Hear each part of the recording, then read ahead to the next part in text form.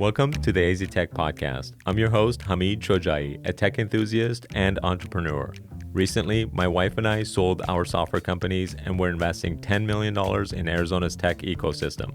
As a way to know what's happening in Arizona, every week I get to sit down with some exceptionally talented people who are doing some cool shit. All right, let's go.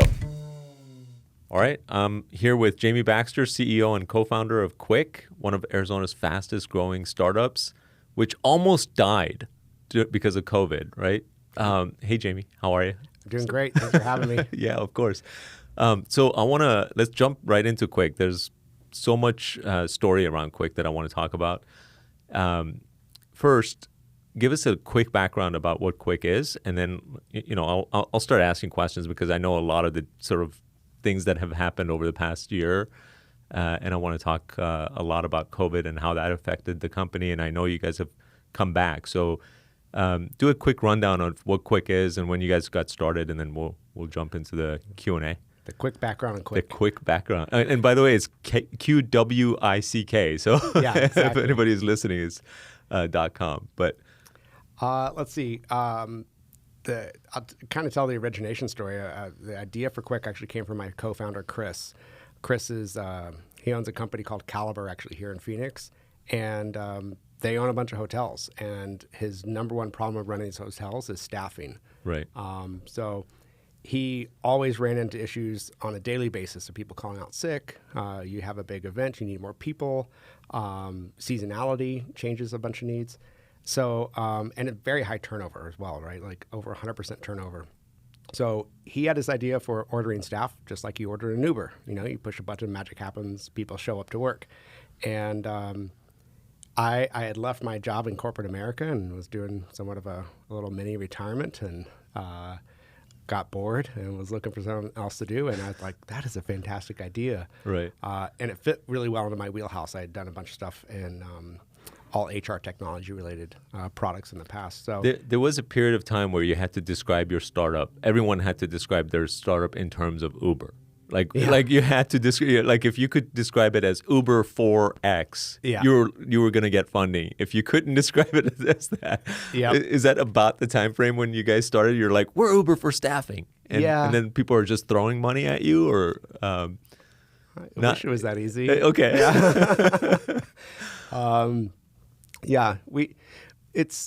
I never liked to use the word Uber because I felt like it was overplayed. Okay. Because everyone was describing everyone. stuff. It's the Uber for X, right?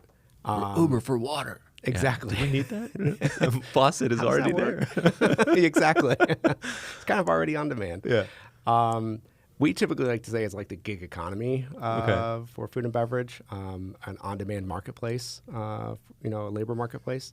But yeah, it's the Uber for staffing food and beverage is, the easy way to say it. And it's, if I'm describing it to like my mom, that's how I would describe it. It's like how Uber works, and it's just for staffing restaurants. You push a button and a bunch of people show up to work for you. Exactly. That's amazing. I mean, like that the concept is super simple in that way. And it seems like no brainer that, of course this is a problem. So what year was this when you guys were starting? We founded the company at the end of 2017 and launched in early 2018. And had anything like this been tried yet? Or like, were you guys the first to be Uber for staffing? Oh, no, it had been done. Okay. Been done in different categories, so different types of staffing. And it had been done in food and beverage. When we started, the biggest player was a company called ShiftGig. They were doing about $60 million in revenue when we started. So what made you guys think that, like, despite the heavy competition, that this was a good idea then for you guys to be yet another? One, I thought we could do it better. I did a lot of looking at the competitive landscape, and I didn't think anyone was doing it great. I also thought we could take a different approach to it with Chris and the hotels he owned. And I ended up investing in his company as well. So through that, we're owners in Marriott and Hilton and IHG properties.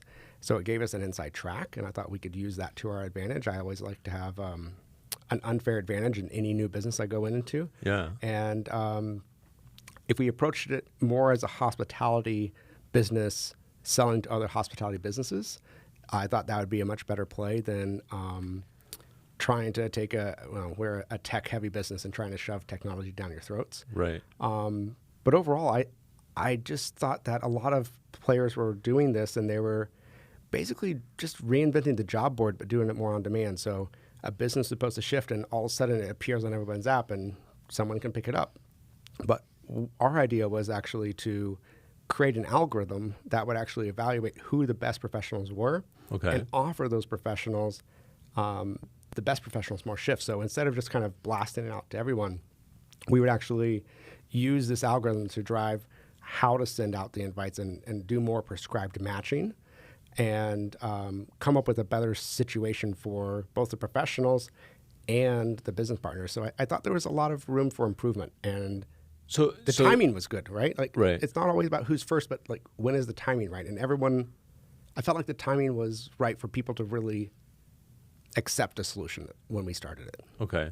But if some company you mentioned one of them, was it Qwick Shifts? Well, not Shift Gig. I'm sorry. I'm combining your name with Shift Gig. But if Shift Gig was already doing 60 million, like what was, like when you looked at Shift Gig, what was the obvious thing that they were missing that you're like, we can do some aspect of this better? Was it the matching? Because how did you know like how they're matching people anyway? Or did you use them for a while? Or we had one of the hotels use them. Okay. We found out who some of their customers were and talked to their customers. They weren't delivering quality. They didn't have great customer service. So they weren't taking care of their businesses or their professionals well.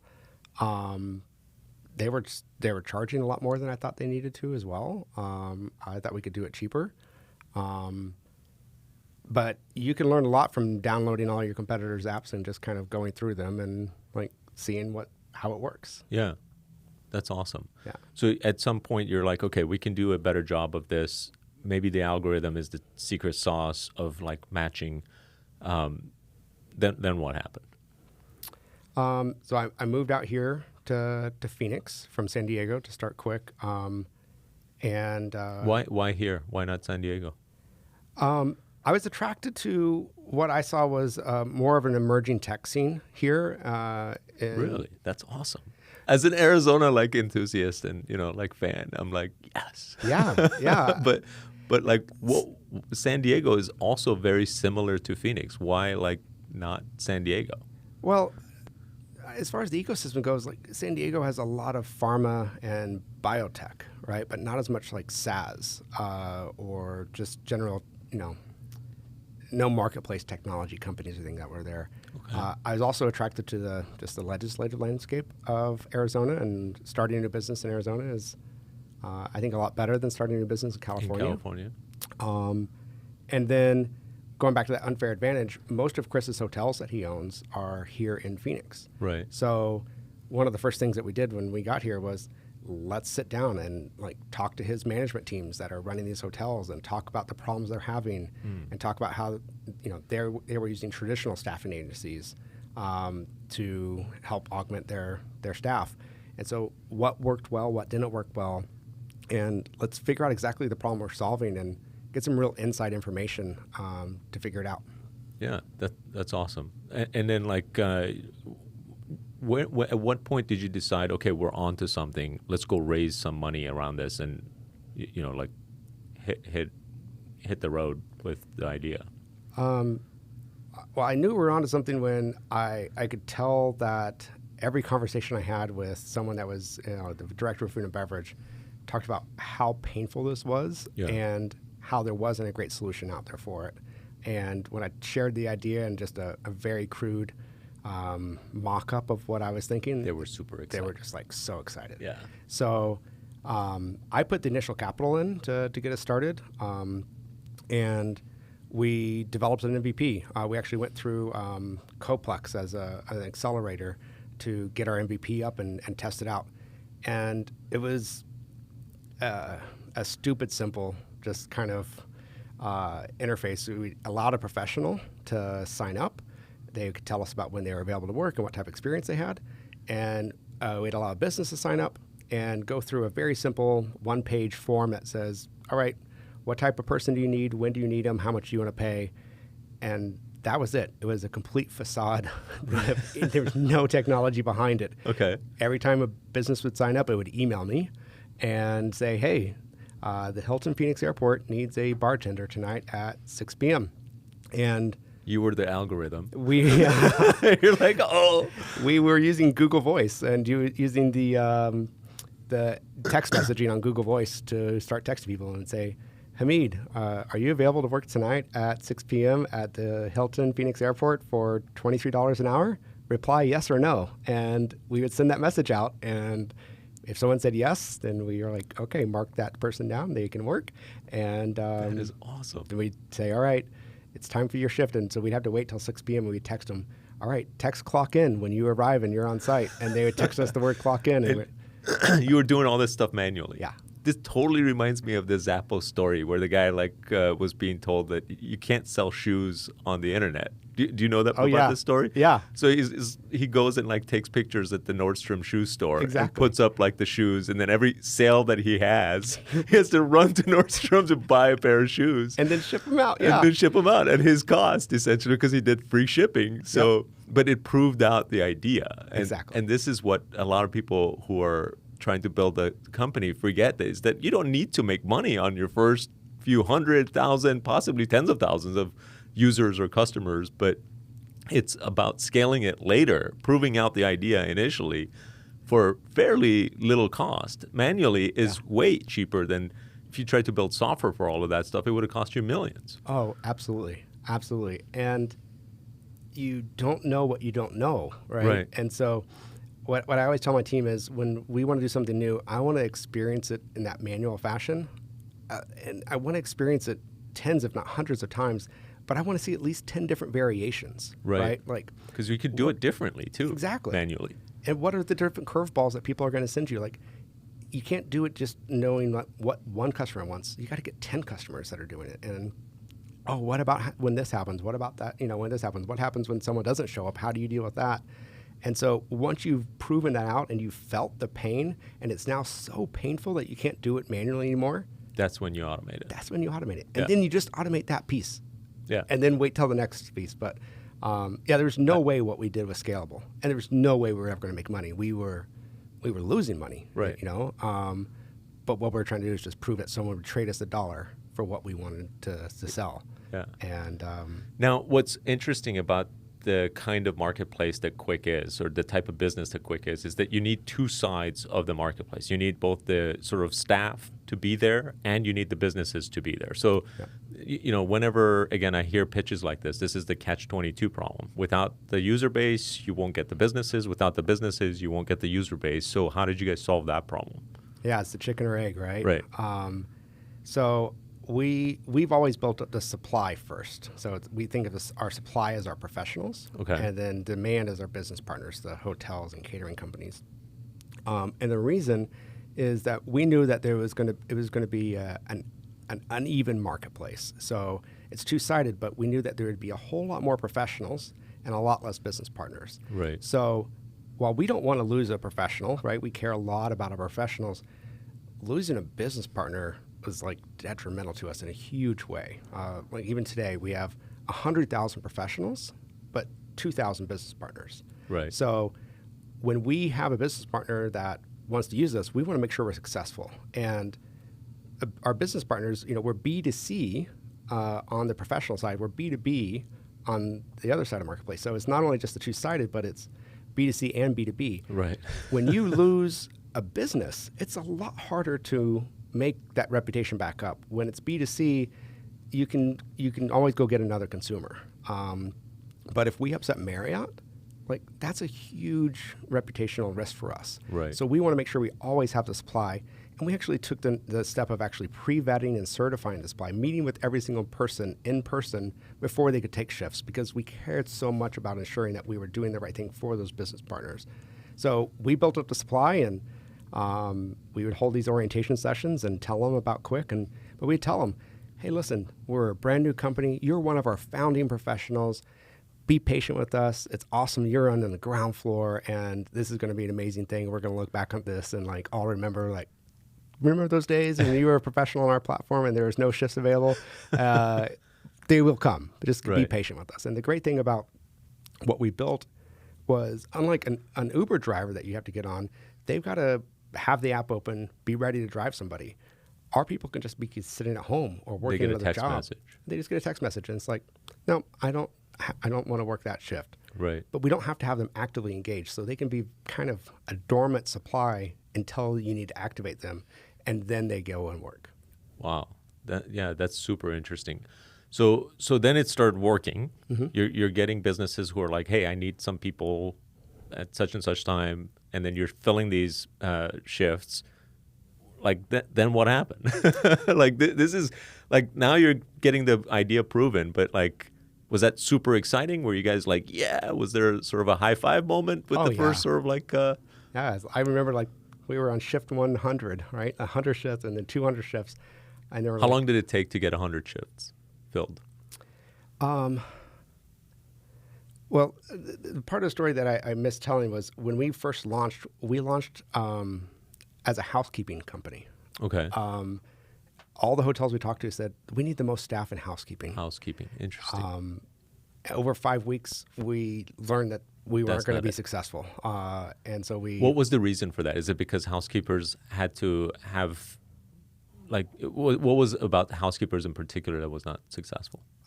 Turns out a lot of housekeepers aren't using apps to find work. They're still going and applying in person. Housekeepers are also often not have the same transportation available, so going and working different places all around town was difficult. But on the business side, I never knew this before, but there's a lot of brand standards that go into housekeeping. A Marriott housekeeper is different than a Hilton housekeeper, and they care a lot about even the placement of their toiletries and how that works for this particular hotel. So and too there's much training would be necessary to get them to actually be an effective housekeeper. Yeah. So that doesn't work for like Friday at, like I had somebody not come in, I need that shift filled. Exactly. Okay. And then there's uniform requirements, even down to they want the name tag Gotcha. that says their name on it. So we ran into about 15 different issues, honestly. And we Okay. thought some were, that we could overcome them, and some we thought, this just may not be the right fit. So we looked at food and beverage, which was the second biggest use case we heard from hotels. And at first we weren't really excited about it because now you're limited the number of hotels you can sell to, right? Only hotels that have food and beverage, not your limited service that don't. Right. Everyone has housekeepers. But we thought, well, we could also open this up to catering companies or to event venues that have this. We wanted to stay with big enterprise clients, but we also liked the fact that food and beverage professionals were a little higher on the income scale, more adept at using technology, had better access to transportation, and it was night and day. We saw just tremendous response. Like the first orientation we had for housekeepers, we had 3 housekeepers show up. The first one we did for food and beverage, we had 40 show up. Oh, wow. So we went through that pivot. So we started in March. We pivoted over in May of 2018, and then started getting some activity. And then it was my first summer in Phoenix, and it turns out things slowed down a lot from the hospitality industry in Phoenix And during you're like, summer. this is painful. And we went with 0 shifts, zero revenue for all of June. Got a little back in July. August started to get pretty exciting, and then we couldn't keep up with it. And so then we started building technology. We actually built the part of the database that tracked that we had shifts, and started actually doing some more automated text messages. Okay. And then it was just 5,000 revenue one month, and 10,000, then 80,000. What made you stick with it when you had 0 shifts filling, like in June or July? Like, what made you think we're still onto something rather than thinking maybe the time for this is not now? The thought went through my head of Just canning it. Yeah, it's like, is this going to work? And I had a conversation with Chris, and he's like, "Oh, it's just Phoenix. It's just seasonality." But 0. I mean, like 0 just seems like way more than, like, that's bad, right? Like you would think you lose 60% of your business or whatever, like, but wow, that's it was really bad. It was scary. So I'm kind of foreshadowing here, but did that summer of 2018 prepare you for a little bit for what happened with COVID? Like, would you connect those two? Like the fact that you lasted through that dip allowed you to like be more resilient to last through what happened with you guys in COVID? And I want to come back to COVID later, but this is just a quick, like, do you feel like, did you ever make a connection between those two? I've never connected it like that. Okay. I think at that time I just thought we hadn't had enough traction. Because, we'd only started in... But there's a certain level of stubbornness that is required for you to just, get a little bit of traction, then lose it all, go down to 0 shifts for a couple of months, and then like for you to not give up, right? Like there's a stubbornness that comes with, sticking through that valley of the valley of death, as they call it, right? Yeah. Well, I Hamid, you and I probably share this gene of there's got to be something kind of wrong with us to actually think we can start a company and like make it successful. Most people don't like even take that step, have the courage to do that, and there's got to be something wrong with you in some way to think that that this is actually going to be okay. Right. That's why we do it. That's awesome. Okay, so keep going, and then so far you've funded it yourself. You're now getting traction. You're starting to automate stuff. This is September, October timeframe of 2018. At what point do you go out raising money? So I faced another. We were starting to ramp up and get some traction. We'd got into 5,000 in revenue, and I put $250,000 in to get us started. So I was getting down to the last of that money, and I said, all right, I'll put $250,000 in. I'll give it a year of my time, and if I can't make it, my goal was to get to $1 million run rate in the first year. And so we were coming up on a year from when I founded it, back at the end of 2017. And I was like, oh man, I don't think we're going to get there. Had another talk with Chris and said, hey, I don't know, like maybe I just try something else. We go and do something different. He's like, no, man, you're on the cusp. You just give it a little more time. Let's go raise some money. Let's really get this done. And so we decided we're at 5,000 in revenue a month, and decided to put together a seed round.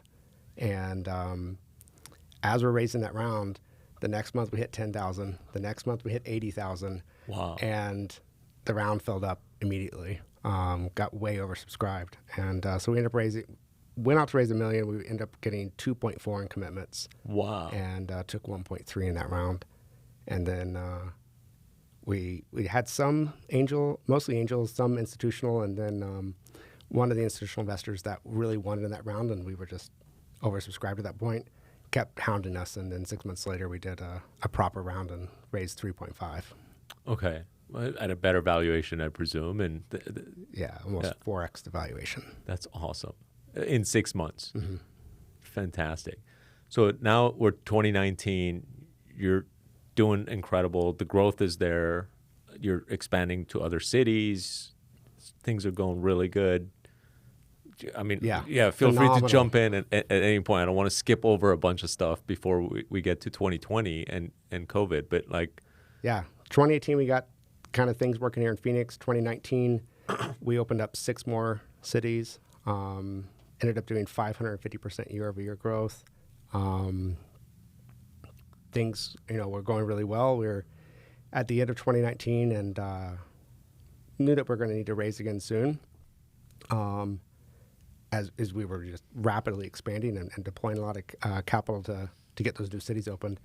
And we made a decision at the end of 2019 to push our fundraise to the spring of 2020. We said, listen, we've got the runway to get there. Let's go out and make as much progress as possible. And we also knew that hospitality has a lot of seasonality, and seasonality is good in the fall, but it's even better in the spring.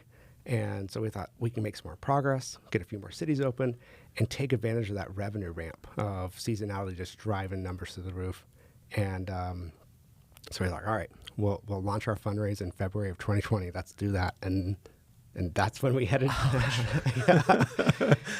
So and February itself was not a bad month, right? Nothing had happened yet. There was just discussion of COVID, and then COVID happened in March. Yeah, February was an incredible month for us. where we kicked off our fundraise. We're on. And you're getting a ton of interest, I ton of presume, interest. because the numbers are like astronomical. Yep. What was February, just to put things in perspective? Like how much revenue did you have in February? 600,000. 600,000 in 1 month of revenue, and then you're in the middle of fundraising. People are excited, and then shutdowns happen. Yeah, we get to investment committee with 4 different VCs, and then the revenue falls off a cliff. It drops 80% overnight. Just Wow. boom, just done. All of our business partners, practically shut down overnight. Right. And no one wanted to touch us from an investment perspective. Looked like a very risky business in hospitality, right? And no one wants to invest when your revenue drops 80%. Yeah.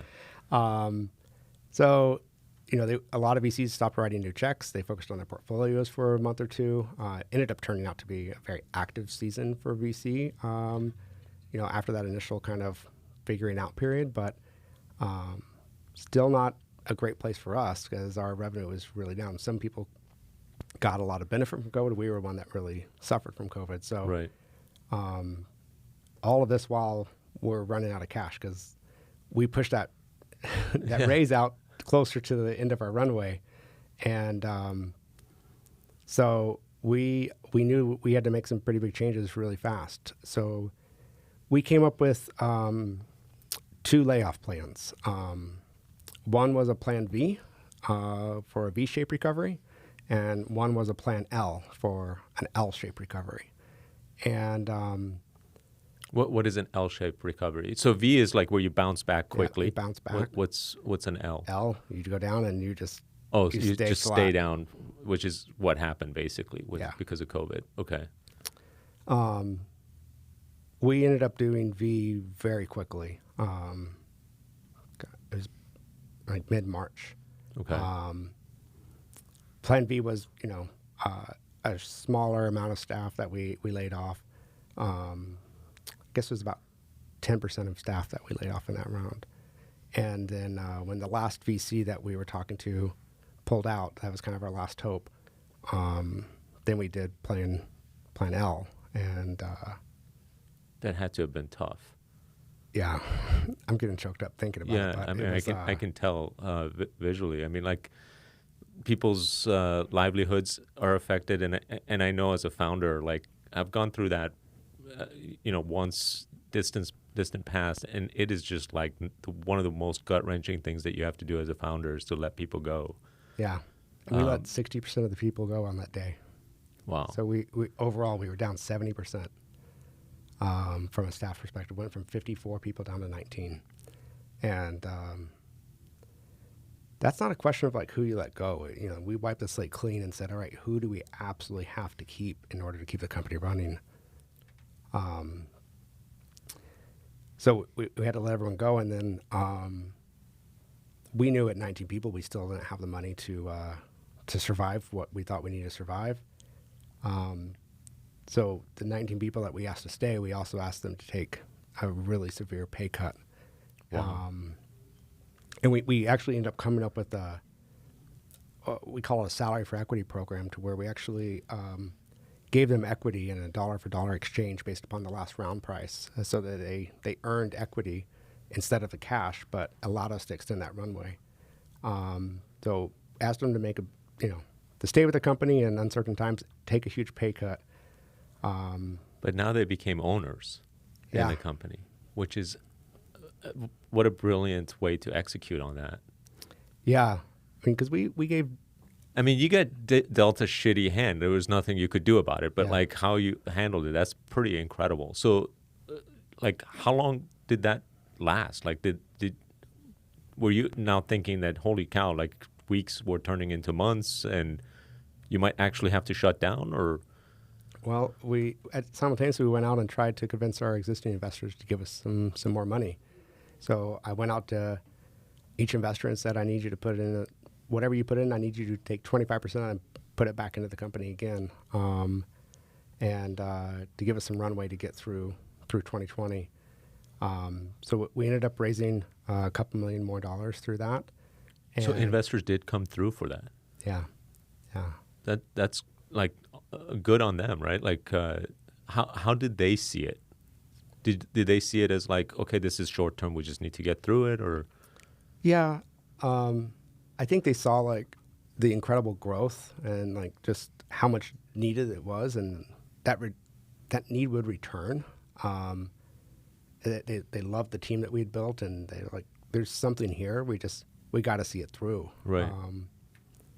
So yeah, they believed in us, and so most of it was existing investors. We actually did bring in one new VC, who we ended up not doing a deal with in our first institutional round, but I'd always liked the partner. We just had stayed in touch, and he took a bet on us. So we ended up raising the money, and it was actually an up round. Wow. It was very slight up round, but it was an up round, not a down round. Yeah, we got through the summer, and Q3 we started to actually see some build up. We were doing more COVID-related revenue. Like we were working with a hospital system in New York that couldn't feed all the patients, and so we were actually providing staff to feed those patients. We were working with the Marines in San Diego to help feed the Marines that had to be quarantined before they went to boot camp. So like all these weird scenarios came up to where we could find ways to utilize our platform to help them. There were revenue opportunities, or okay. Yeah, and I mean, even at the very beginning of COVID, we saw that the grocery stores couldn't keep like their shelves stocked with toilet paper, right? And so all of our professionals were out of work, and so we actually helped 23 different grocery stores with people just to stock shelves. You know, taking bartenders and turning them into grocery store clerks. But Q3, like, we did well, had an incredible Q4 in 2020, and ended up wrapping up the year slightly ahead of revenue over 2019. We actually ended up beating year over year. Wow. 5%. I mean, it wasn't our normal 500x that we were doing, but yeah, 5% above. And we improved the company. Like, everyone doubled down, and we improved the product. We improve our processes, we improve our operations. You became leaner as a result of just more efficiency that you had to do because of running out of money. And it became, the talent density was at all-time high, right? You have to only keep the rock stars. And turns out you can do a whole lot when you've got a team exclusive of rock stars. That's so fascinating. So you view it as you came out of COVID in 2020 a stronger company than even going into COVID. Absolutely. And you almost had to shut down because of COVID. Like, were there times when, like, you're like, okay, we might have to like pull the trigger and like liquidate type of thing, or? Well, before we raised the capital. We only had a couple months of runway. And if we didn't raise, I mean, did you have any sort of banking relationships that were like helping you, or were they hurting you as a result of? No one wanted to lend us money.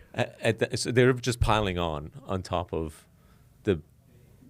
Yeah, well, actually, we ran into a covenant situation because we had $1 million line with SVB that we had drawn, and it was based upon hitting revenue based upon our board-approved plan.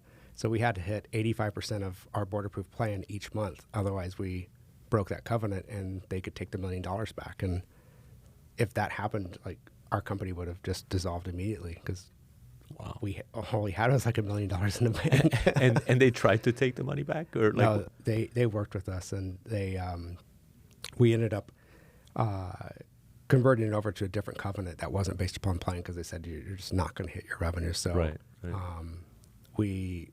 once we raised the cash, they changed the covenant and said we have to keep more money in our bank than what we owed them.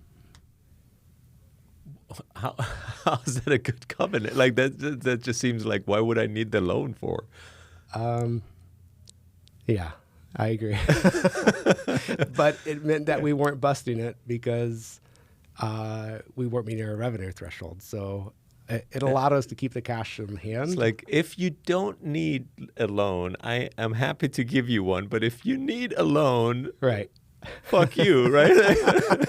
Thank you very much for that. It wasn't the most helpful. That's crazy. All right. So then you come out of 2020. December, I presume, is a good year or a good month rather, that allowed you guys. So like fast forward to 2021, you've had a great 2021. Talk a little bit about that, and I want to know what's happening now. Yeah. Just as fast as our revenue like turned off, it turned back on. And it was February 6th this year. All of a sudden, like, things got crazy. And why February 6th in particular? I don't know. Okay. Like just that day, all of a sudden, just tons of shifts started coming in. And we just saw this huge inflection point. And more than doubled. We did 115% month-over-month growth January to February. Wow. And then February to March, another 76% month-over-month growth. That is incredible. And it looks like we'll probably double March and April. So it's, we're now doing way more revenue than we ever did pre-COVID. Like I said, we did about 600,000 in February of 2020, and last month we did 1.1 million. Nice. Congratulations. That's incredible. Yeah. So in March, you did 1.1 million, and it looks like you might double that in April. Yeah. That is awesome. Yeah. What a great comeback, right? Like, it feels great. and COVID is not over yet. Like, so like you might actually, the growth road is huge in terms of now you're a stronger company. COVID is still affecting the businesses, the types of businesses that you serve. Yeah. And you're double the size in terms of revenue that you were before as a leaner, more profitable company. Exactly. Yeah, only 41%. Can I invest now, by the way? We're in the middle of a Series A right now. So this is the time now is when to raise money when you go in through that type of growth. But that amount of growth also costs a lot of capital. So we're spending a lot of money to capture all that revenue as well. And so one of the things that is driving that is so about 70% of our clients pay with credit cards. But about 70% of our revenue actually comes from net term clients, our big, massive clients that demand net terms. So when you grow 100% month over month, your AR, your accounts receivable, is actually building up, and you're not actually able to repay all of the prior month, to fuel the next month. And so, so that's why we're raising right now. Yeah, that makes sense. And you said that the types of customers that you have shifted from pre-COVID to post-COVID. You want to talk a little bit about that? Yeah. So before COVID, we really focused on what we saw as the biggest opportunity of big hotels, big catering companies, big event venues, businesses that could order 100 or 200 people from us in a single day. We didn't really focus a lot on restaurants. We had restaurants that were using us, but maybe they might order a couple people from us a day. Our cost of acquisition for those, for any business, we had mostly an outside sales model, so more of a B2B relationship sale. That just didn't scale down to restaurants as well as what we thought would be worth the revenue opportunity. But catering companies and hotels and event venues just weren't coming back very fast, and we saw restaurants starting to open back up and doing takeout and things. And so we saw a big opportunity there and said, hey, like, we've got nothing to lose. We might as well go try to sell someone. And so we started selling to restaurants. And restaurants made up like 5% of our revenue pre-COVID, and they're now like 32% of our revenue. Oh, wow. And they're signing up really fast, and it's not actually costing us a lot to get them on the platform. And it turns out they're posting a whole lot more than what we thought they would. We're now seeing restaurants that are using us every single day and have completely said, we don't want to hire dishwashers anymore. And every night we'll send 5 dishwashers to a restaurant. Oh, wow. And it's just consistent revenue for us now. That's incredible. Like, what's the advantage for restaurants to do that as opposed to have their own employees? A couple things. One is the average lifetime of a dishwasher at a restaurant is about 3 to 4 months. It's a turnstile. It's a high turnover anyway. Very high turnover. And they have to figure out the staffing, and figuring that out is probably lower or about the same cost as going through Qwick. Exactly. Yeah. It's actually, when you consider the cost of recruitment and, going through and interviewing people, extending offers, training them, and then the cost of turnover, you're over the cost of Qwick. And Right. then you're also dealing with the daily just brain damage of scheduling. And then every single day you've got someone that's calling out sick. And so it means like, I'm not coming to work today, or you just don't show up to work. And then they're like, oh, I got to call someone else. Who's available now? And you're just dealing with this constant battle every single day of who's going to show up, who do I have to call to back that person up. With Qwick, it's just put 5 people that I need at 6 o'clock and people show up. Right. And I don't worry about it. So with Qwick, do a quick explanation of like you have the full-time staff. How many people do you have that work at Qwick? We had 34 today. 34. And then you have your contractors who are the ones who are actually filling these shifts of restaurants or whatever. How many of those, you mentioned a number like 100,000 in Just your over system? 100,000. That's yeah. insane number of people, by the way. Yeah. It's just like, how many shifts are you filling on a daily basis now? 500, 600 a day. Out of that pool of 100,000, 600 people. So what are your thoughts in terms of like labor? I mean, I'm sure, when we see Uber being criticized that their, employees shouldn't be dealt with as contractors and they should be treated as full-time employees with benefits or whatever. I'm sure you have like very strong thoughts about that and like how it affects that 100,000, right? Like, and how it would potentially affect your business. What are your thoughts around that? I think if you look at the core reason of why an Uber driver wants to be an employee, it's because they're working a lot of hours using their own car, adding mileage, costing gas, and picking up a trip here and there. And when you kind of net all that out, they're making less than minimum wage. On our platform, people are making $3 to $4 above what they would normally make in the industry. All of our shifts are paying well above minimum wage. So they're also guaranteed to make the money the entire time they're on the shift, where if you're doing an Uber drive, like you have downtime in between rides. Right. I'm going to go accept an 8-hour shift, and I'm going to make money every single hour, every single minute that I'm working, and I'm making more than if I was working as a dishwasher or a line cook At that same restaurant. Exactly. And I get the ability to pick my schedule. I work whenever I want, only work when I want, only work at the places I want, and I get paid 30 minutes after I clock out. So Really? You pay them immediately? immediately. How do you do that? Through Stripe. Okay. So Stripe is our payment processor, so that's how we charge the businesses, but it's also how we pay them. So we can pay someone like almost instantly when you load money onto a debit card. So you just use your bank debit card, and we can send you money. And Stripe facilitates this? Mm-hmm. Oh, I didn't realize that they did that. Oh yeah, That's pretty They have cool. a whole marketplace model that will allow you to take the money from one side of the marketplace and give it to the other side of the marketplace. That's awesome. Yeah. Yeah. So that's got to be a huge selling point for the gig economy, if you will, that you're getting paid so quickly. Absolutely. And the demographic, our professionals, a lot of them are living less than paycheck to paycheck. Right. So if you have an option of actually getting paid within 30 minutes, that's the difference between like paying your rent or paying your car. We had a professional, his name's Everson Turner. He texted us the picture of his 3 little girls one day and said, "Thank you for the shift on Qwick today. I didn't know how I was going to feed these girls. I was able to stop at a store and buy some bread and meat and put dinner on the table tonight because of you guys, and I'm grateful for what you guys do for me." And that just gives me chills, right? It's just like we're actually helping people like feed their kids or pay their rent or keep the lights on, and it's a big part of what drives us. But when you think of that value proposition, when these professionals, can only get 30 hours a week from a full-time, gig because those companies don't want to pay for benefits, and you can come over to Qwick and you can get paid within 30 minutes. You can work as much as you want, whenever you want. Oh, and by the way, we also offer benefits to our professionals.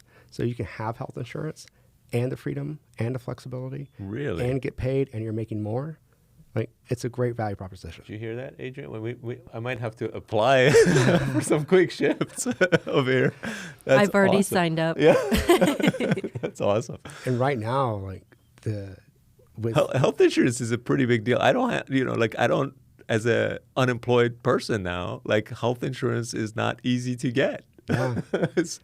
It's kind of crazy, but that is so awesome. And that story in particular, just you don't think about it as someone who doesn't necessarily live paycheck to paycheck, that like having a pay period that's every 2 weeks, arbitrarily, it's every 2 weeks. And by the way, many companies pay for 2 weeks prior, 2 weeks later, right? Like it's just like almost a month of delay in getting paid. And that month or even 2 weeks can make the difference between whether or not someone's putting food on the table. That's insane. And that's where like so many people use payday loans, right? Right. And then they lose 20% of their pay Right. because of payday loans or whatever. Exactly. Which is this predatory practice of lending. Right. Which it annoys the hell out of me, but that's a whole different story. That's incredible. What a great story, by the way. And like, congratulations on all the success. Everyone, we have met we've known each other for a couple of years. And every time I tried to like write you a check, I asked a couple questions. And by the time the answers came back, you're like, oh, the round filled up. So I'm sorry. So I'm not an investor. But I love seeing this type of success. It's awesome for Arizona. It's awesome for the ecosystem. You've been a generous founder to other founders in Arizona, and I know you're part of like Startup AZ Collective.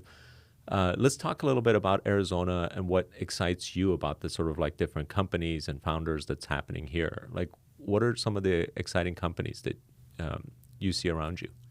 There's a lot of really exciting companies, and I think in the 4 years I've been here, I've seen I don't know. It seems like the flywheel's starting to even turn faster and faster, and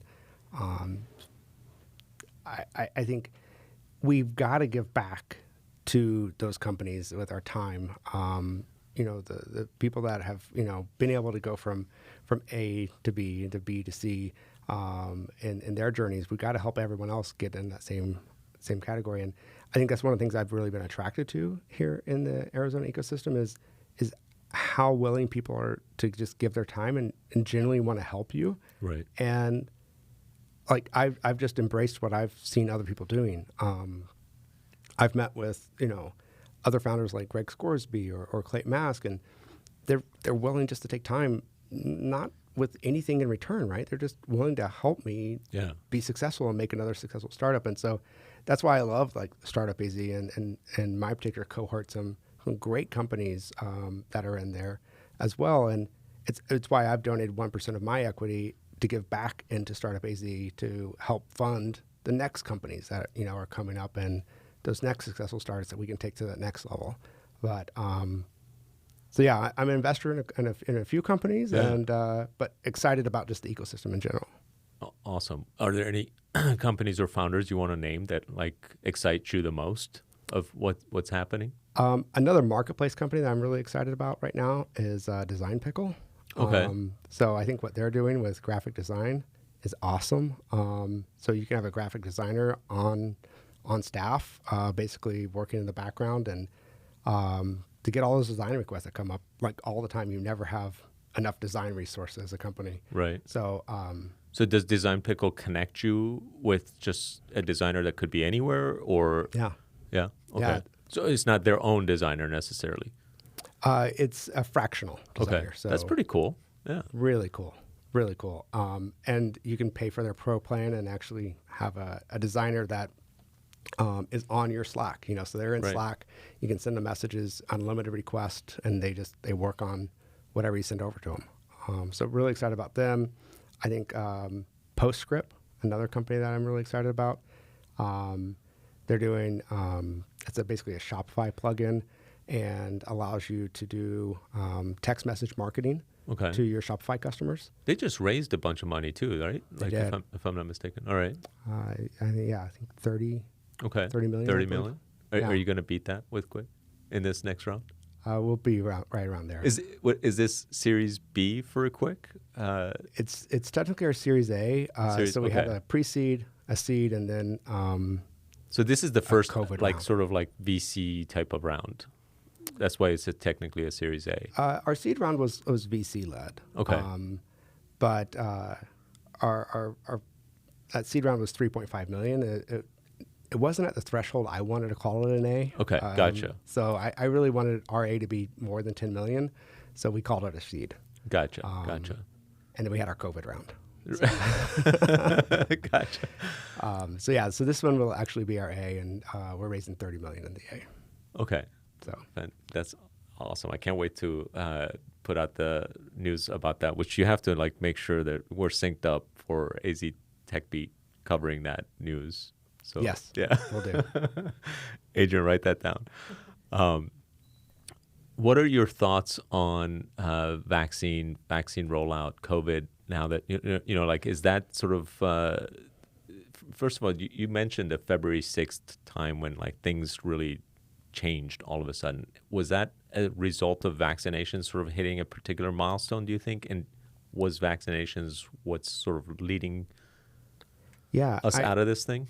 Absolutely. I think we've reached this inflection point, even, you know, as you see just how restaurants are out there. And, you know, I know how I felt when I got vaccinated. And it's like, wow, all of a sudden I've got this newfound liberty to go out and do things and this pent up like desire to do them. Right. Like, right. So yeah, I think people are just now getting out there and they're finding that they want to go back out and go to dinner, and they want to hold these different private parties again. And, you know, it's mostly smaller type events still, but you're going out and doing those things a whole lot more than you have over the last year. And many times more than what I did in 2019 because I haven't done it for a year. So I think that's, you know, kind of why we saw the Roaring 20s, right? And I think that's what we're going to see here is like the Roaring 20s 2.0.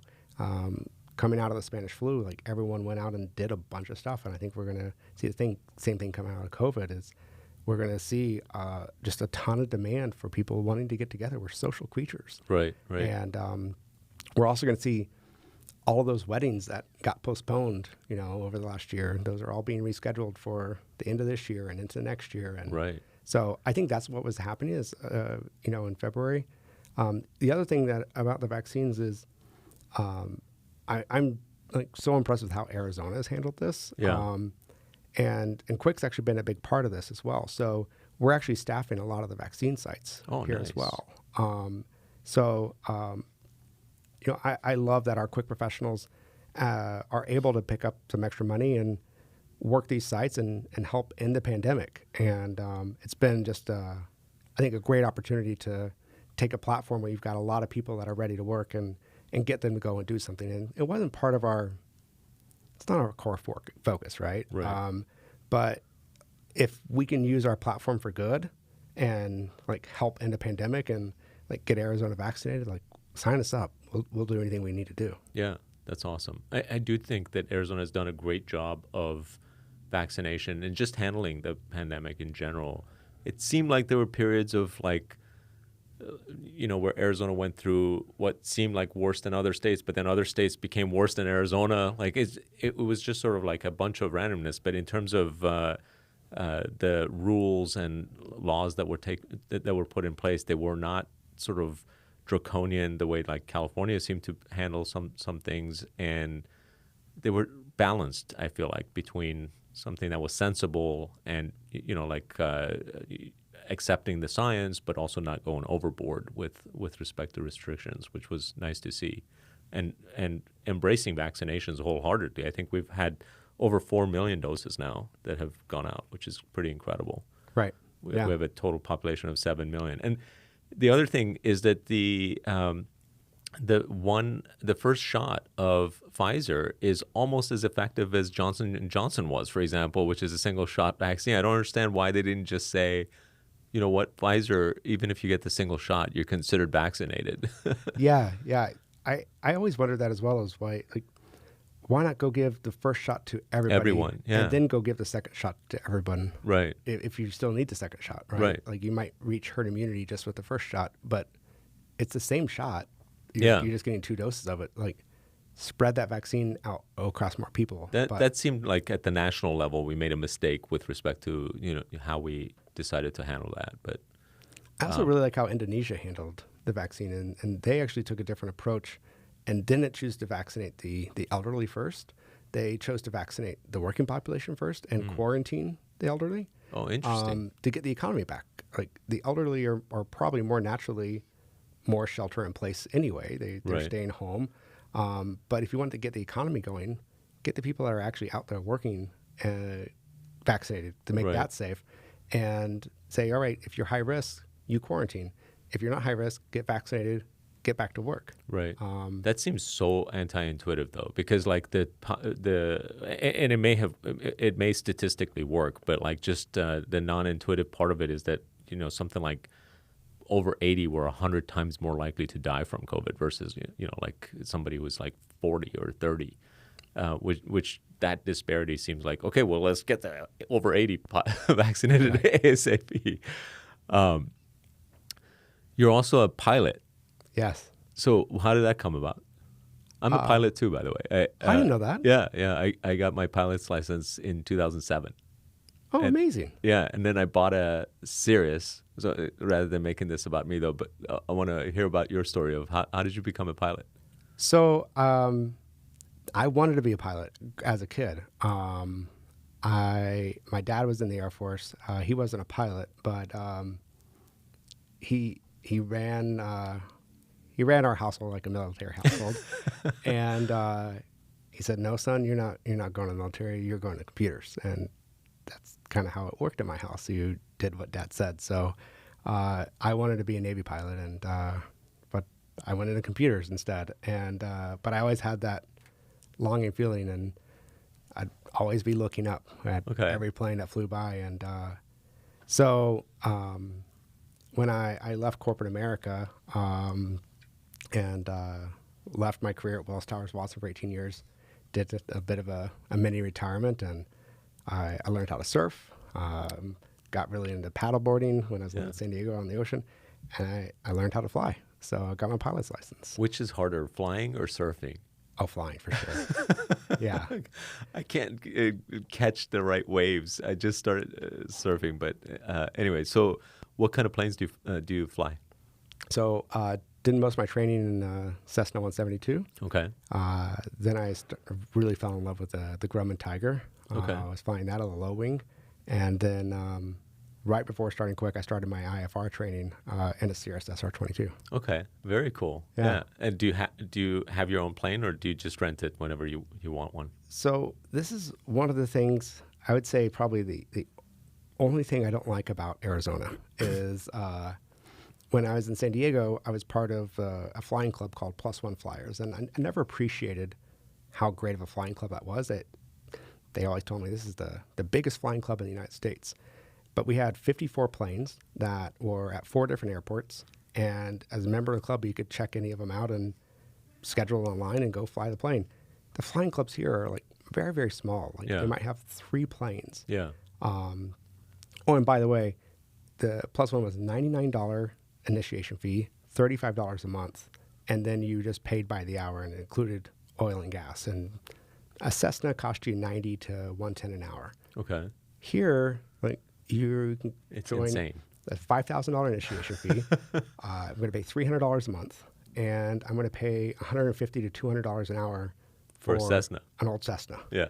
So I've been and a Cirrus is like 300 or more an hour. Yeah. Right? Like it's nuts. The pricing is crazy.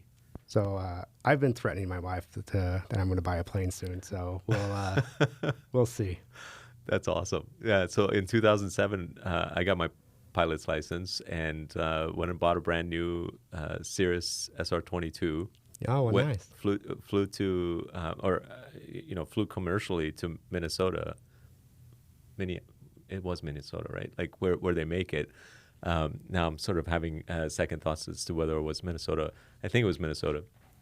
Took a tour of their factory, picked up my plane, and flew it back with an instructor who, basically was instructing me on the flight back on how to fly the Cirrus. It was one of the most awesome experiences ever. Very cool. Yeah, it was very cool.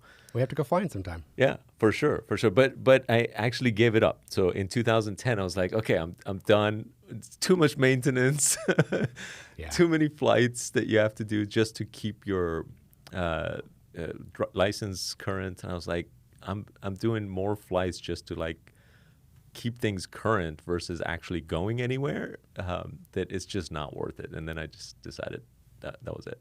Yeah, mine is not current right now either, as I had to really focus on Qwick. But Yeah. I'm ready. I'm ready to get back up in the air. So I'm gonna get an instructor and get checked out again. And I miss it so much. Yeah, that's awesome. What do you do for fun? Hiking, mountain biking, trying out new restaurants. Good stuff here. What restaurants? Let's see, Virtue Honest Craft is probably my favorite restaurant here. It's in Old Town. Okay. What kind of food? I guess I'd call it more like maybe Mediterranean. Mediterranean, maybe Italian. They've got a wide different menu, but the one thing I love there is their grilled octopus. So they actually soak the octopus in this vat of water, but they put all of their wine corks into this water. And I guess the acidity from the wine corks of the wine residue gets into the water and tenderizes the octopus. Oh, that's and it comes out with this phenomenal texture. So that's really good. And they also do this massive, it looks like a dinosaur cut of meat, you know. It's just this huge steak that they bring out. And so that's great. Ocean 44, I love the seafood there. During COVID, I had planned this big birthday party for my wife, and that didn't happen, but we ended up going out to Binkley's, which was a fantastic dinner. I think it was like 14 courses, and they do one seating at night at 6:30 every night, and just a phenomenal experience, and the food was just unreal. What's it called? Binkley's? Binkley's. Interesting. Okay. If you're listening and you own Binkley's, Qwick is a great alternative to your current dishwashers, and yeah. That's funny. You don't need that at this point. They're lucky to have Qwick than the other way around, right? Like any one particular. Cool. What's going on? What's like going on in life that you're excited about? That what's going on in the news that you want to talk about? Anything? It's probably, I don't know, 7-10 years ago, I gave up watching the news. Oh, really? Yeah. I Holy completely cow. just... What perfect timing, by the way. You missed out on all of the last 4 years of goodness. Yeah. I just found that it was mostly negative. And it was just occupying a lot of my brain. And if something's really important going on, like someone's going to tell me about it anyway. And so I still feel somewhat up to date, but not constantly barraged with just overwhelming negativity of, I think, news today. Yeah. Half of we don't need to know about. By nature of it, but by its nature, news is such that you have to like create conflict when even when there isn't much. So you have to like cover things from a negative angle just so that you can get people interested in watching it. Right. Like, but it's a purely math game in terms of like, if you don't have watchers, you don't have a channel or like a, you know, and that's how they make money, right? Is they got to have viewers, they have eyeballs for their marketers and like the commercials that they do. So, so I gave up news. What I am excited about is traveling again. Yeah. I'm really excited about traveling again. So have you gone anywhere? We just got back from Puerto Vallarta. Oh, that's awesome. Yeah, my wife, so we're both on our second marriage. We both had our Mulligan marriage, which is actually a book that she's writing right now called The Mulligan Marriage. That's awesome. So in her first marriage, she actually moved down to Puerto Vallarta and opened up a bar and restaurant. And so we went down there and saw some of her friends and went on a just amazing taco tour. It's actually her friends own this taco tour, and it's rated the 4th best food tour in the entire world. Sorry, and it was phenomenal. Really, so had just a ton of fun down there. First time on a plane. And, you know, since COVID started, and just great to get away and unwind a little bit. That's awesome. That's awesome. And The Mulligan Marriage? That sounds like a pretty cool book. That's interesting. Yeah. So she's a writer, I take it. She's a writer. She's an amazing artist as well. Is actually doing a bunch of commission paintings right now. But yeah, it's you should check out our website. It's themulliganmarriage.com. Yeah, I will. That's awesome. Very cool. Well, thank you so much, Jamie, for taking the time to come down here, talk about the Qwick story, and just catching up. It was fun. Yeah, thanks for having me. It was a lot of fun. Yeah, I enjoyed appreciate it. All right, man. All right. Thanks. All right, you made it to the end of the episode. I would love to get your feedback, so take a moment to leave a genuine review in your favorite podcast app. That also helps us reach more people. Speaking of reach, if you like a particular episode, be sure to share it with someone who you think would enjoy it. See you next time.